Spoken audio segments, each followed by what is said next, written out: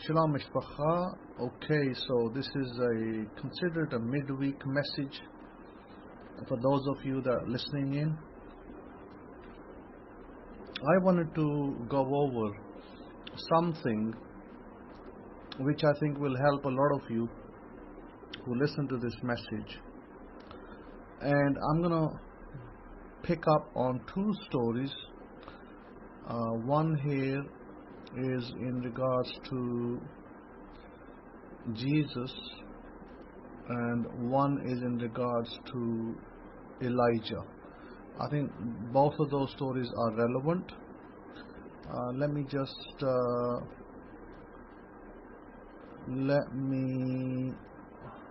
pick up the Elijah story first. And this is Elijah and the widow. And this story occurs in the book of Kings, 1 Kings chapter 17, and it goes as this. It says, sometime later the brook dried up because there had been no rain in the land. So verse 7. Then the word, and I'm reading here from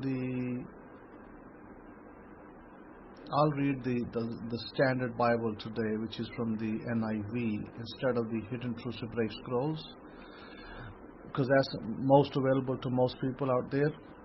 Then the word of the Lord came to him, go at once to Zarephath in the region of Sidon and stay there.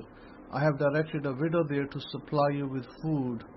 So he went to Zarephath. When he came to the town gate, a widow was there gathering sticks. He called to her and asked, would you bring me a little water in a jar so that I may have a drink? And she was going to get it, and he called and bring me please a piece of bread. Now give me a second. I'm also going to open the Hidden Truth Hebraic Scrolls as well, because I think there may be something relevant here I'm not going to find in the NIV. Let me just do a little search in my own Hidden Truth Hebraic Scrolls. 1 Kings.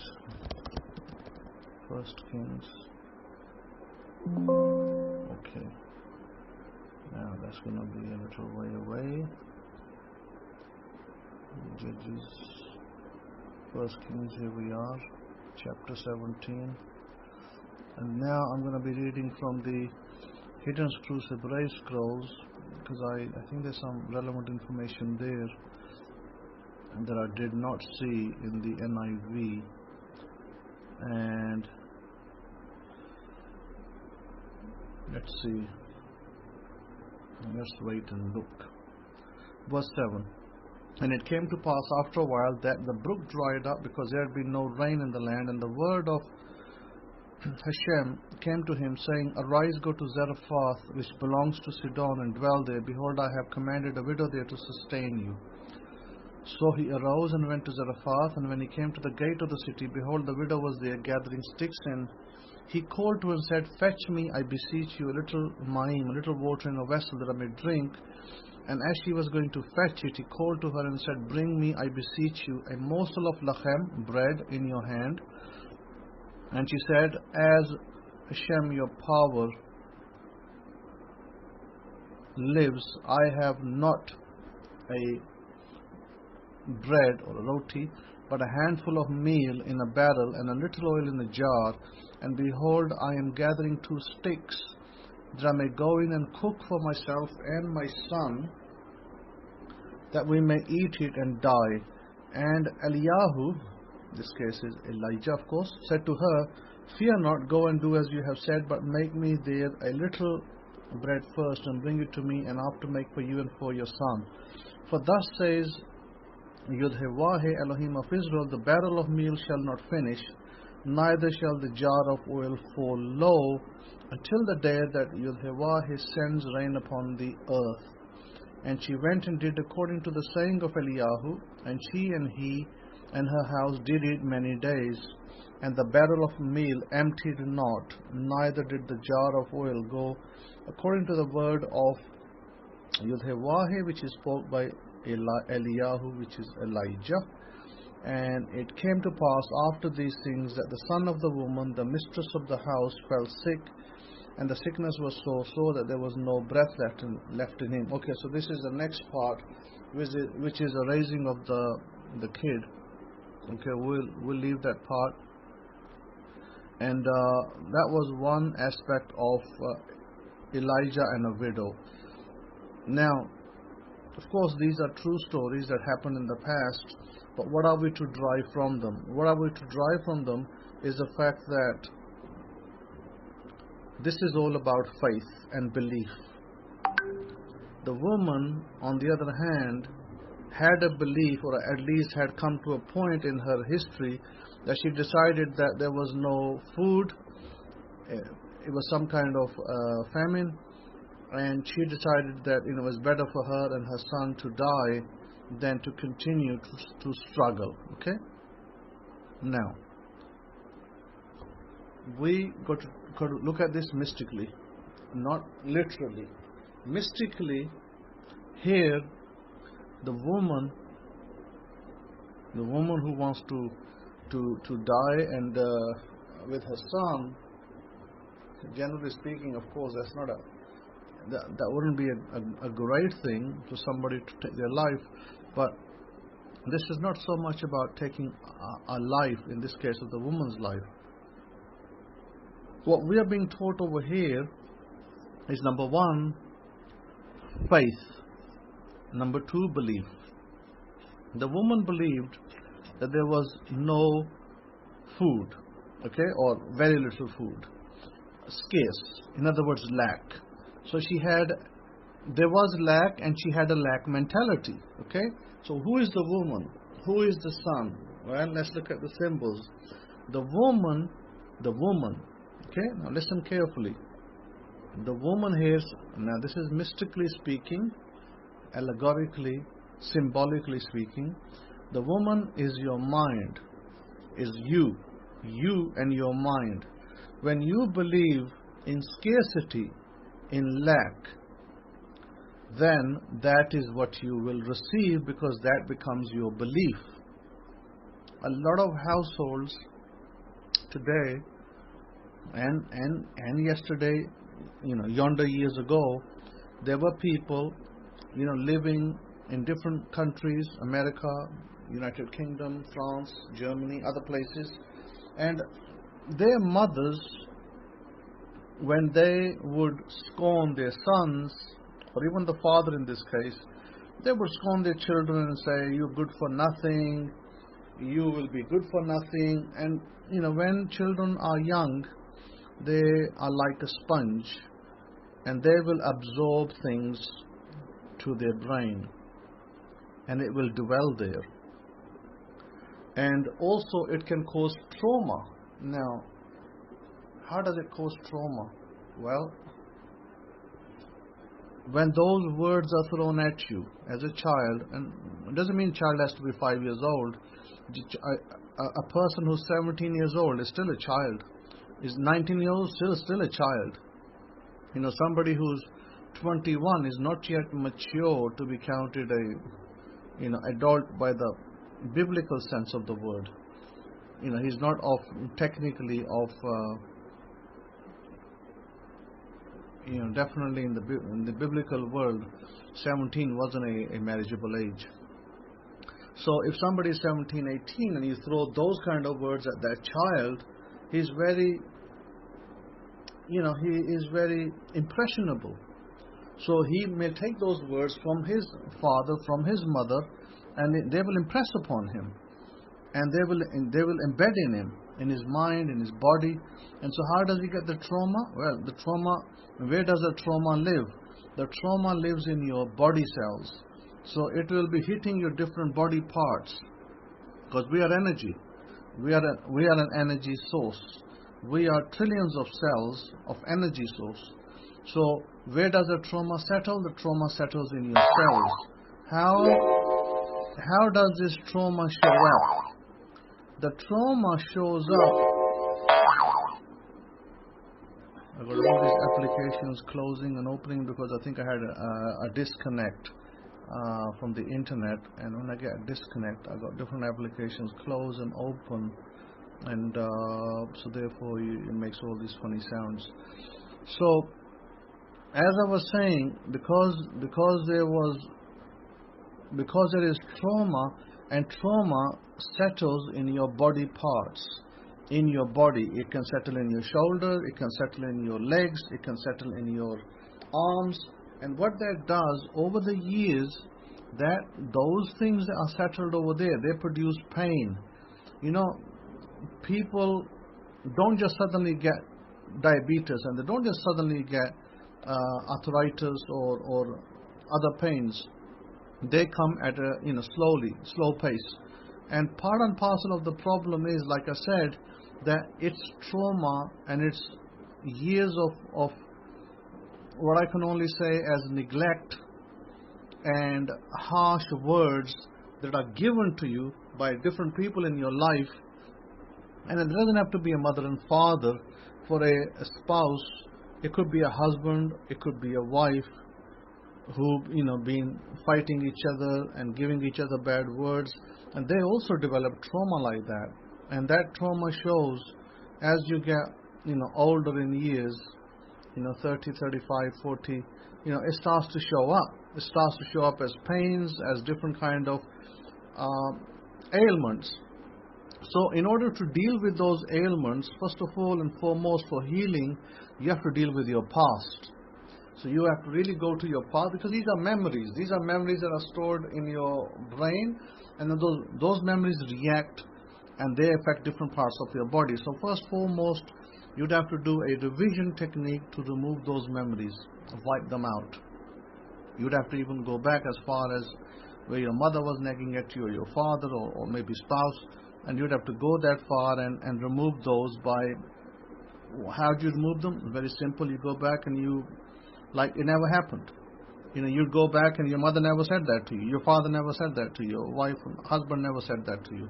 In other words, you'd remove those memories, you neutralize them, you kill them. You neutralize and delete those memories, or technically, by the revision technique, what you're doing is you are erasing them or modifying them to where those memories are saying that those things never happened. In other words, if you had a fight with your mom when you were 17 and she nagged at you, that never happened.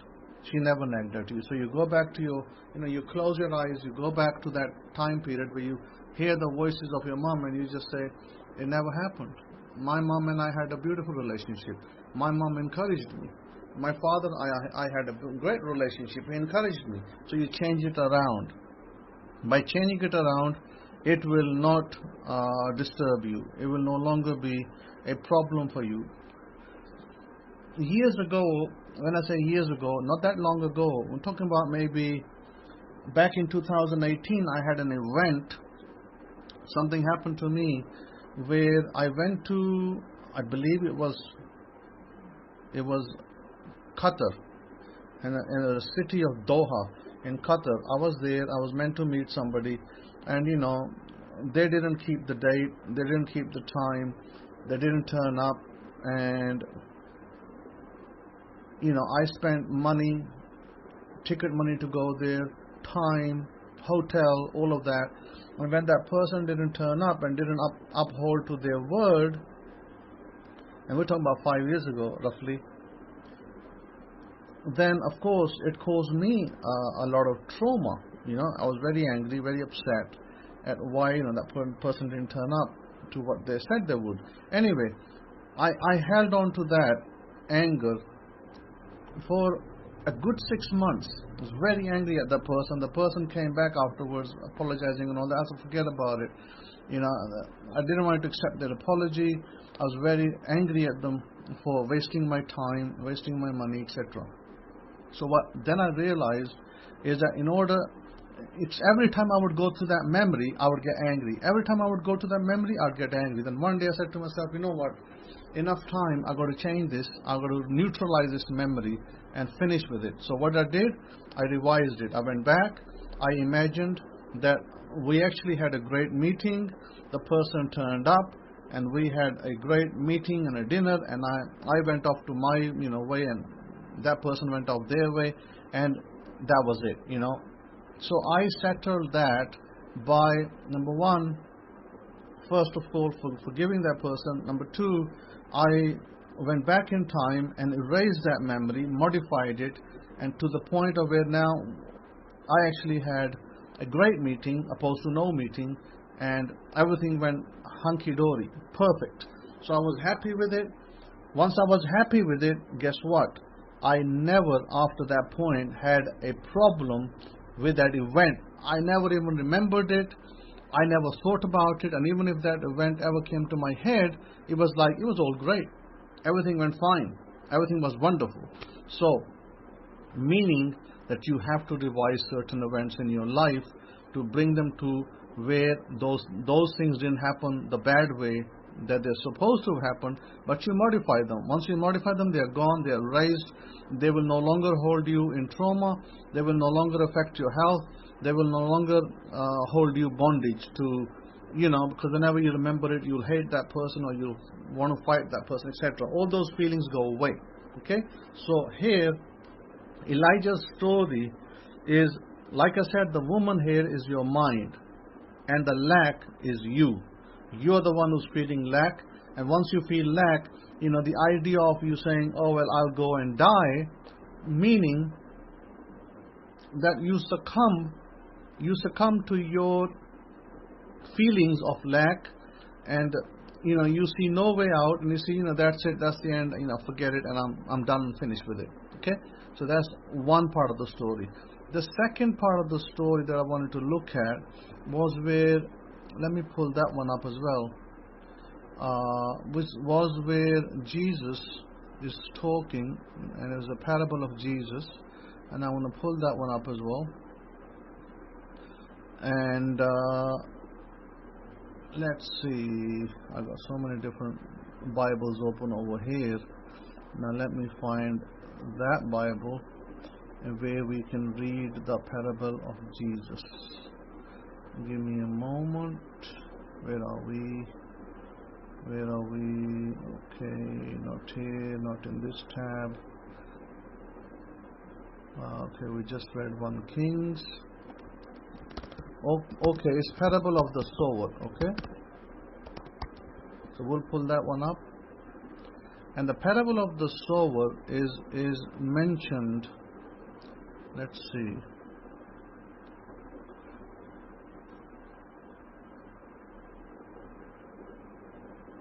The parable of the sower. We're book of Matthew, chapter 13, and here it says, verse 1. We'll read from this Bible. The same day, Yeshua went out of the house and sat by the lake. Such large crowds gathered around him that he got into a boat and sat in it, while all the people stood on the shore. Then he told them many things in the parable, saying, a farmer went out to sow his seed. As he was scattering the seed, some fell along the path, and the birds came up and ate it up. Some fell on rocky places, where it did not have much soil. It sprang up quickly, because the soil was shallow. When the sun came up, the plants were scorched, and they withered because they had no root. Other seed fell among thorns, which grew up and choked the plants. Still other seeds fell on good soil, where it produced a crop 160-30 times which was sown. Whoever has ears, let them hear. Now, Jesus is asked a question, what does it mean? And he gives you an analogy of what it means. But I'm going to give you something else. Because they ask him, what does the parable of the sower mean? Then he says, anyone hears a message about the kingdom and does not understand it, the evil one comes and snatches away what was sown in his heart. This is the seed sown along the path. The seed falling on rocky ground refers to someone who hears the word and at once receives it with joy. But since they have no root, they last only a short time. When trouble or persecution comes because of the word, they quickly fall away. The seed falling among the thorns refers to someone who hears the word, but the worries of the life and the deceitfulness of wealth choke the word, making it unfruitful. But the seed falling on good soil refers to someone who hears the word and understands it. This is the one who produces a crop yielding 160 or 30 times what was sown. Okay, listen. It's nothing to do with religion. This is unfortunately the problem where Christianity and maybe even other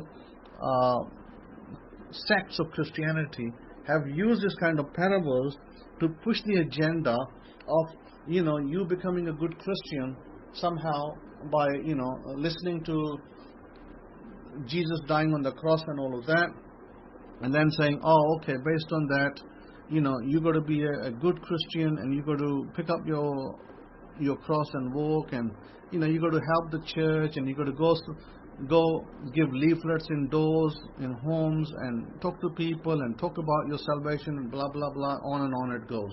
By the way, it's nothing to do with that, because Jesus wasn't a Christian. Jesus was a rabbi. He was giving a parable in a rabbinic form, which actually had totally different meaning to what you're taught today. Let's look at it in context to what it actually means, not what people want to believe in it. So what it actually means, if we look at the parable, he gives a number of parts to it, and he says that there was a seed, there were some seeds, and these seeds are scattered. And he talks about some falling on a footpath, some falling, when they fall on a footpath, because it's hard ground, birds come up and eat it. And then some fall on rocky places, it's not very, good soil, and here, because of lack of soil, because the soil is shallow, it says that it sprang up quickly because the soil was shallow, but when the sun came up, the plants were scorched. And then he gives another example, because they had little root. The other example he said was some fell on thorns, and the thorns choked the plants. Other seeds fell on good soil. What is good soil? What is bad soil? Okay, well, now that's what we're going to look at. This is again talking about your mind. Exactly the same scenario as Elijah the prophet. It's talking about your mind. That is the fertile ground. Now, what is the path where it says a farmer went out? Who is the farmer? The farmer is you. And what is the seed? The seed is your desire. And what is the path? The hard path where the birds came up. The hard path is your thoughts, is your people around you. You call friends. People around you, you call family. Those people, if you have friends who are negative, okay? If you have friends who are, they don't have an inch of positivity in them, you talk about your desire to them, what they're going to do? They're going to criticize you, they're going to speak negatively about you, and they're going to say negative things, and that means these are the birds that came up and ate it up. The birds are your friends, okay? These are the people who come up, you tell them your desire, and they take it up and they eat it. In other words, they laugh at you, they make fun of you, and they put doubts in your head, and you're done with. That's it. Your desire doesn't even go from A to B. It's finished. When it says some fell on rocky places where it did not have much soil, these are your friends who have, maybe they're like partly in your favor and partly not. You tell them, and what happens, they're like maybe yeah and maybe no. They're like maybe yes, maybe no type people. They might encourage you, they might not. So what happens with that, again, you don't get much encouragement from them, and your seed is, in shallow ground, because they're not very believing people. They themselves aren't good in what they do, so therefore they don't want your good either. So technically, these are the ones that are scorching your, these are the ones that scorch your, your seed was growing, is taking hold, but then they came up and said, hey, this, that, and they put all these doubts in your head, and those seeds, those plants that came up, they scorched. And it's like going to the gym. You go to the gym for 1 week, and then the next week, you become undisciplined, and you don't want to go, and that's it. You paid your membership for the whole month or the whole year, and you don't go, and that's wasted. So it says, other seeds fell among thorns, which grew up and choked the plants. What are the thorns? The thorns are people, family, and friends, particularly family, who are not always with you. But when they get to hear of your desire, when somebody says, hey, do you know, Jack over there, Jack wants to buy a Mercedes. And then everybody's laughing at Jack. Jack let's just use a term Jack. Jack is a person who has a desire. So Jack has a desire to get a Mercedes in his life, or maybe Jack has a desire to earn $100,000 salary. And the family gets to find out, and the family laughs and makes jokes and ridicules him. And these are the ones, by the way, that fell among thorns. So what are the thorns? The thorns are the members of your family who really hate you. They don't like you. They don't like what you do. And so when they get to hear of your desire, they're not going to hear it from you. They might hear it from a third party, somebody you told, and they went and told them. And so what happens, they're laughing and they are making fun of you. They're saying, oh yeah, he's good for nothing. Oh, he's not going to get his $100,000 salary. He's not going to make his Mercedes. Yeah, he's going to get nowhere. In other words, these are people, they're not your friends. They're not, they may be family, but they're not really family. They're enemies. So then what is good ground, and how do we produce seed with good ground? Number one, we got to avoid all these other grounds. We got to avoid the rocky, we got to avoid the area, the path where birds come up. We got to avoid the rocky, and we got to avoid the thorns, first the sun and the thorns. Why? 4 types. Those 4 types are 4 types of people. You got to avoid all those 4 types of people to produce your result. So what is a good ground? The good ground is your mind. The good ground is you. You have a belief that you're going to do something. May that be a $100,000 salary. May that be buying a house. May that be doing buying a car. It doesn't matter what your desire is. It's your desire. So what do you do with your desire? Number one, you do not discuss it with your family. Not even your wife should know it. Listen, if you decide on a desire, even your wife should not know it. Or in your case, if you are a woman, your husband shouldn't know it. That desire should be with you. Because if you keep it to yourself and you continue to work on it, your husband might ridicule that desire. Your wife might ridicule it. They may laugh at you and they might say, you're stupid, why are you doing this, and what is this? And so they make fun of you. So in order to avoid all of those things, and then they may pass it on to other members of the family. So in order to avoid the whole scenario, do not tell your wife, do not tell your spouse, do not tell your relatives. Whatever desire you decide, it must stay with you. And then what is putting it on good soil? That is step 1 to putting it on good soil. Is you haven't told nobody, only you know. It's between you and God, and maybe between you, God, and your rabbi, because you only share it with your teacher, who doesn't ridicule you, who doesn't call you names and doesn't laugh at you, because he is there to encourage you. So therefore, that's good soil. Good soil is you pick a desire and you put it in your head and you work on it. So let me give you now the methodology. The methodology is very simple. Is that when you decide on something, let's take an example. Let's say you would earn $25,000 annually, and you have decided that you want to up your salary to $50,000. You want to double it, okay? And it might seem an uphill battle. It might seem a big target, but it's not. Actually, it's simple. How do you do it? And it doesn't matter. You could be on 100,000, and you could be, trying to go 50% up, 100% up. It's okay. No worries. Let me tell you how it worked in my life.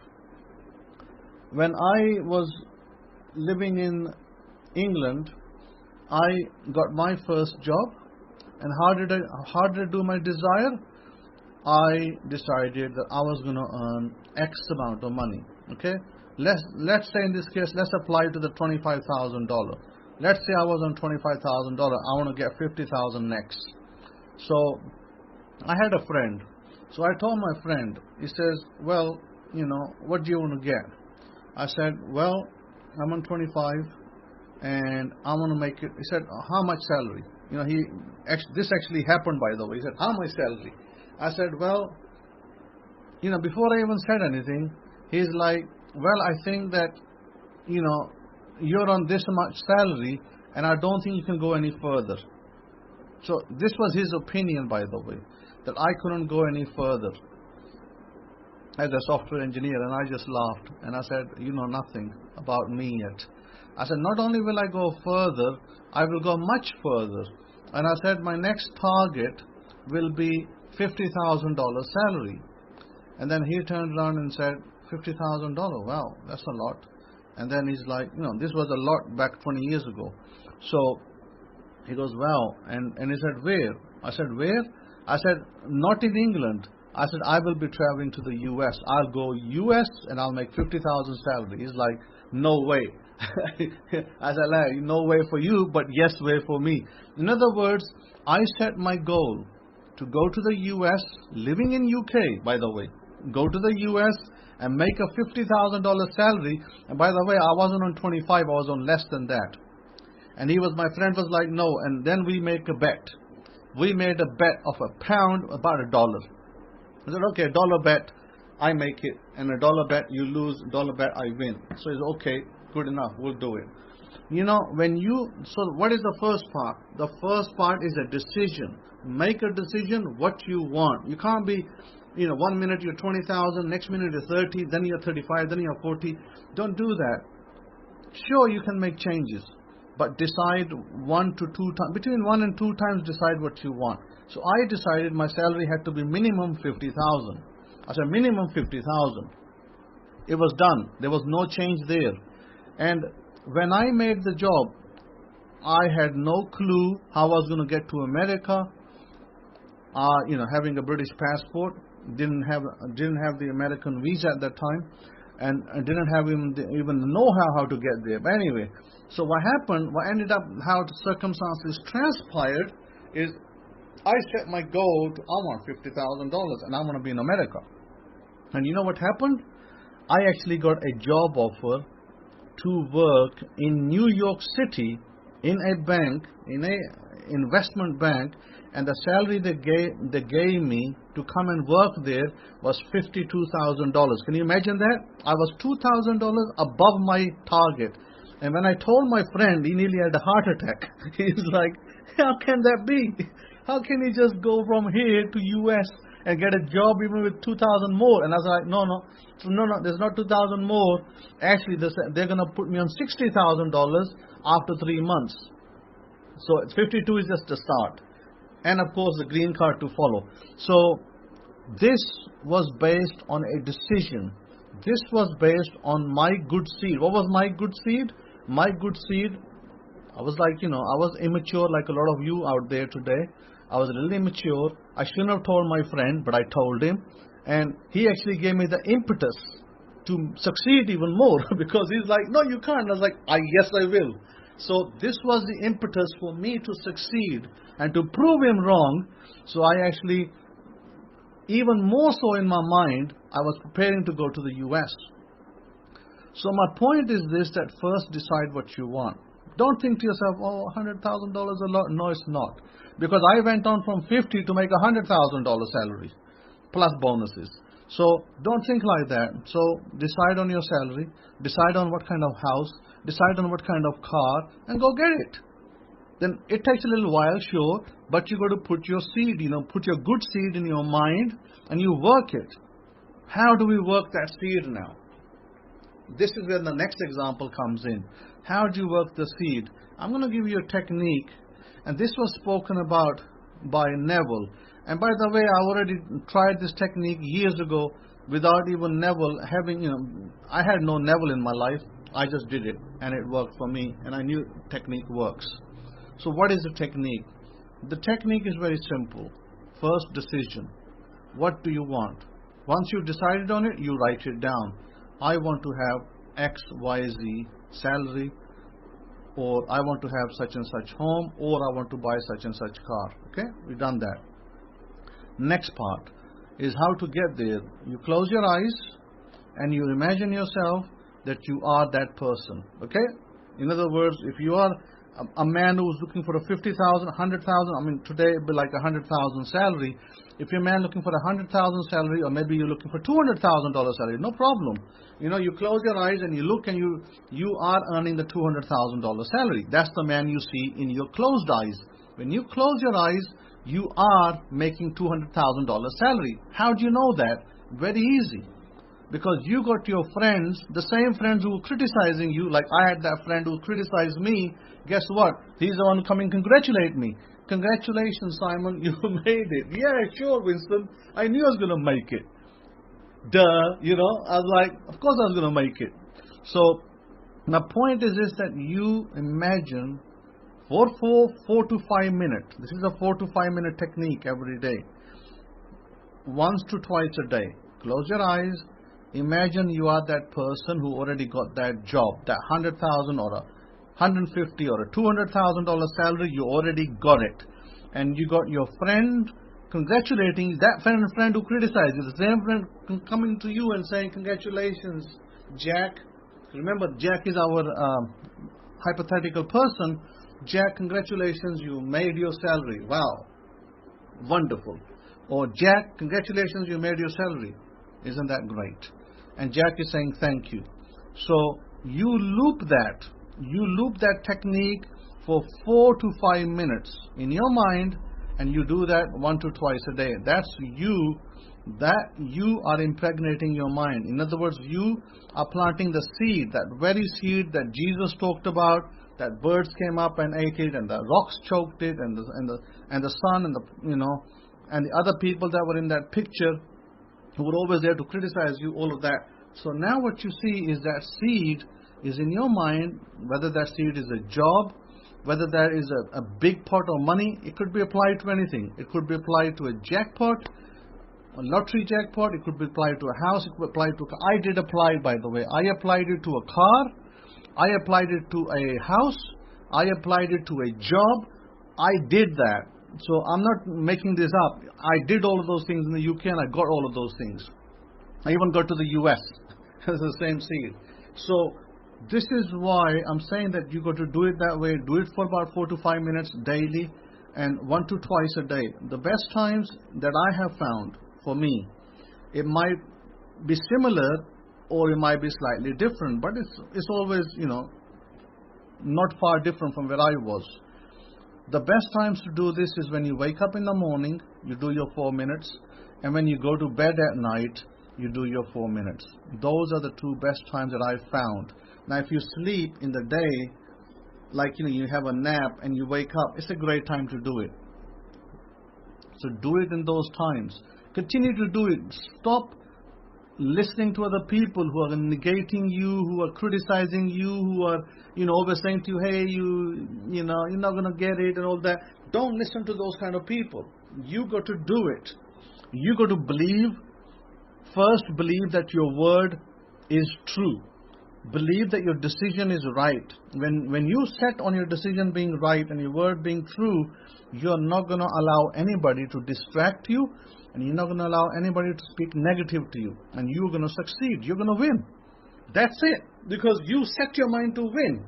So when you set your mind to win, nothing can detract you. By the way, nothing and no one could detract me. What I set my mind to, I got it.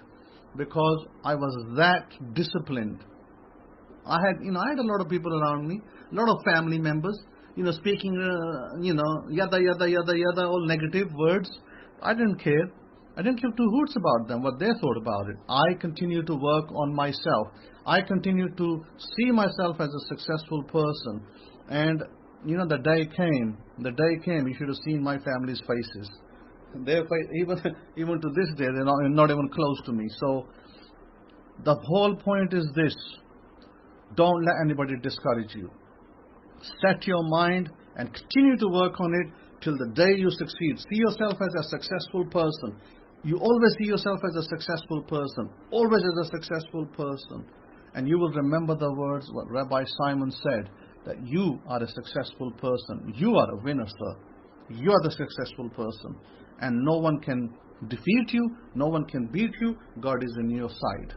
Baruch Hashem. So with that, I'm going to say, work on yourself, decide on yourself what you want, and continue to work and continue to do and continue to be successful. And do let me know. I'm putting this message out public, so all of you can hear it. And it is public. It's not being hidden or given privately. So I want this message public. And those of you that succeed, write to me. Write to my email address, shimon63@yahoo.com, SHIMOUN63@yahoo.com. Write to me and let me know that you succeeded and you got it and you got your desire. Remember, it always starts with a seed, which is a thought. And you plant that seed in your mind and you work on it, and then voila, it will grow into the big plant, the big tree. And then you'll be like, wow, I did it. And yes, you can do it. May the Lord God of Israel bless you, keep you safe and protected during these times of troubles and afflictions and things going on in the world. Shalom and shalom to you.